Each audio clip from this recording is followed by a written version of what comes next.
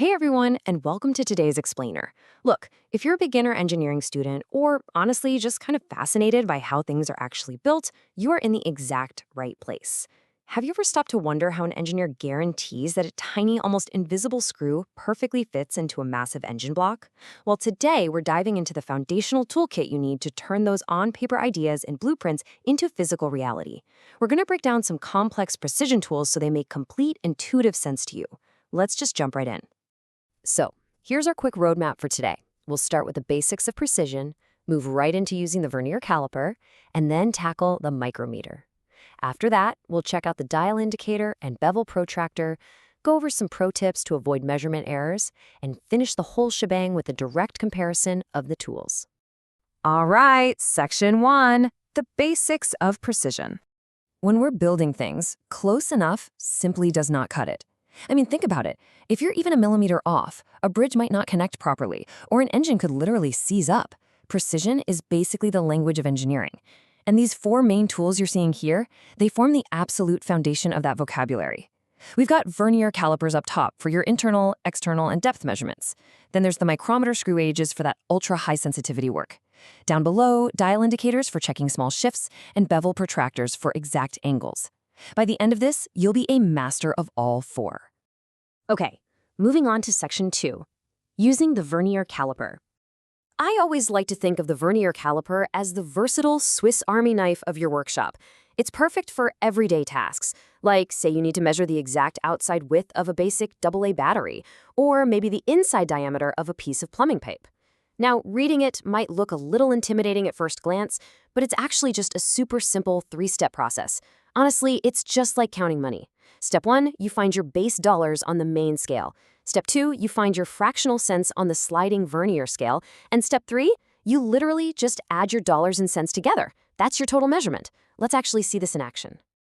Okay, so starting with the main scale, notice how the 0 on that sliding scale has moved just past the 13 millimeter mark. So our base dollars, so to speak, is 13.00 millimeters. Now, scanning across the sliding vernier scale, we're looking for the exact line that perfectly aligns with a mark on the main scale above it. And right here, it's at the 0.42 position. So we just add them together. 13.00 plus 0.42 equals 13.42 millimeters. To put this into a real-world context, imagine you're a machinist making a custom fitting for a water pump. The blueprint demands an exact thickness of 13.42 millimeters. By using this simple 3-step addition, you can confidently verify that your physical part perfectly matches the design. Pretty cool, right? And the best part is, this base design easily adapts to totally different tasks. You aren't just limited to the standard model. You've got the vernier depth gauge for checking how deep a slot or a hole is. And hey, if you want to skip the math entirely, there's the digital caliper. It has an electronic display that just hands you an enormously precise 10 micrometer resolution instantly. All right, section 3, the micrometer for precise measurements. So if the vernier caliper measures the width of a battery, the micrometer measures the thickness of a single strand of human hair, or even a single sheet of printer paper. Let's break down its anatomy really quick. Notice that strong metal curve? That's the U-frame. The object you're measuring goes right between the anvil and the spindle. You close it up by turning the thimble on the right. Just think of a perfectly engineered nut and bolt. Every tiny turn of that thimble moves the spindle forward by an exact, microscopic fraction of a millimeter. Reading it is actually very similar to the vernier we just looked at. First, the horizontal sleeve here passes 12 full millimeters, plus there's a half millimeter mark showing below the line, so our base is 12.50. Then, look at the rotating thimble. It stops right at the 16 mark, which means 0.16 millimeters. Add them up, 12.50 plus 0.16 gives us a grand total of 12.66 millimeters. Let's look at another real-world case study. Imagine an aerospace technician building an aircraft engine, and they need to insert a metal shim. If that shim is even 0.01 millimeters too thick, the engine part jams. No good. The micrometer gives them the exact precision they need to guarantee absolute flight safety. Now, you can also expand your toolkit with specialized models, like inside micrometers with extension rods for measuring wide internal cylinder gaps, or screw thread micrometers. But there is a trade-off here.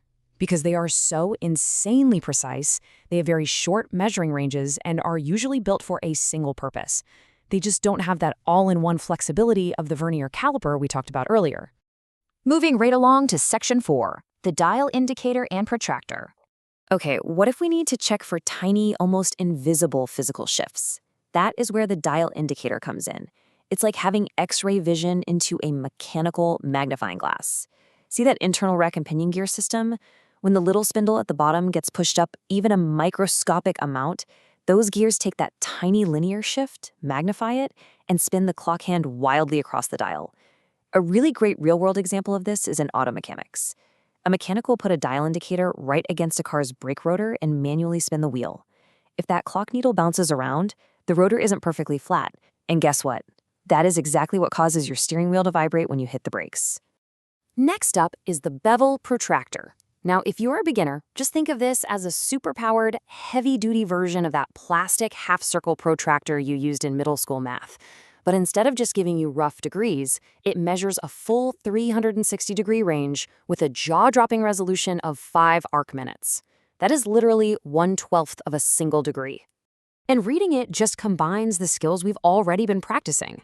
First, you check the main scale for your whole degrees. Here, it's sitting just past 51 degrees. Then, scanning through that built-in magnifying glass at the vernier scale, the line that perfectly matches up is the 9th division. Since each division is 5 minutes, 9 times 5 is 45, so your total angle is exactly 51 degrees and 45 minutes. It is just incredibly precise rotational alignment. Section 5. How to avoid measurement errors. Look, knowing how to read the tools is really only half the battle. We also have to proactively avoid errors, and the absolutely most crucial concept here is zero error. Notice how, when your caliper is completely closed, the 0 on the siding scale should perfectly match the 0 on the main scale. If it doesn't, well, your tool has a structural offset. Think of it like tearing a kitchen scale before you bake. If you put a heavy glass bowl on the scale, you have to hit 0 before adding your flour, right? Otherwise, you're weighing the bowl too. Same thing in engineering. If your caliper has a positive or negative 0 error, you have to mathematically add or subtract that offset from your final reading to get the true measurement. Another huge tip for avoiding errors has to do with parallax error.